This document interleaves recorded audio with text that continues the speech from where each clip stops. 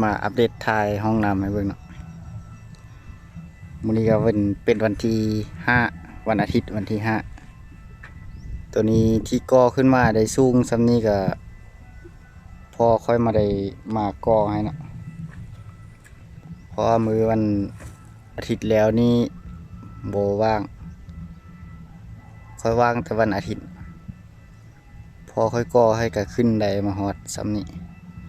เดี๋ยวมื้อนี้ก็สิเฮ็ดต่อบ่แน่ใจว่ามันสิทันแล้วบ่มื้อนี้ก็มีแต่ท่าเบิ่งแต่ทางในหั่นก็เข้าใส่ห้องน้ำได้ละ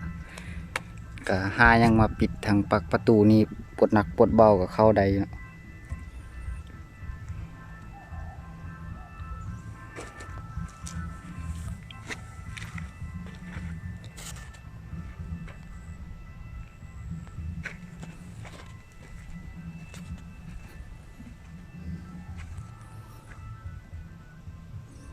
ทำอิฐก็ว่าสิบ่ได้เฮ็ดกวางซำนี้เฮ็ดไปเฮ็ดมา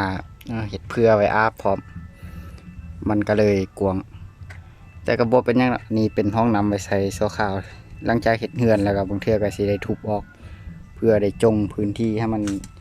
ว่างได้ใช้เวียกอย่างอื่นเนาะ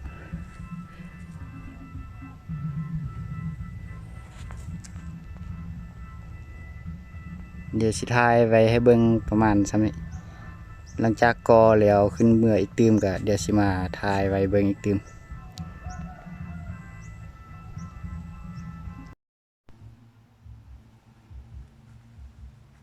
ตอนนี้ก็บ่ายโมงแล้วก็ก่อมาก็ได้ซ้ำนี้ละ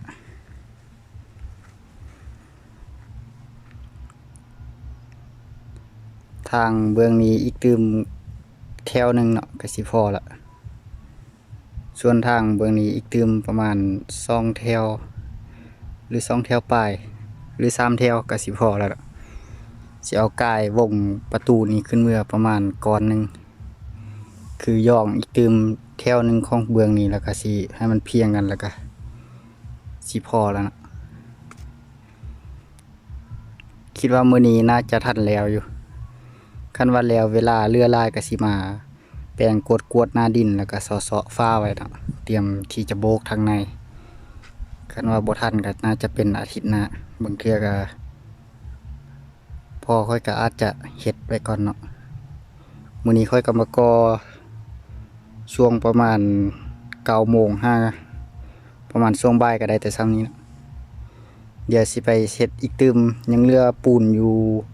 ประมาณคุหนึ่งสิก่อเพิ่มอีกตืมสิก่อเพิ่มมาทางนี้น่าจะได้อยู่ประมาณก้อนหนึ่งหรือ2ก้อนแล้วก็สิได้พักผ่อนไปผสมปูนอีกตืมก็ได้ซ้ำนี้แล้วเนาะไกลสิแล้วล่ะเดี๋ยวสิมาถ่ายไว้ให้เบิ่งอีกตืม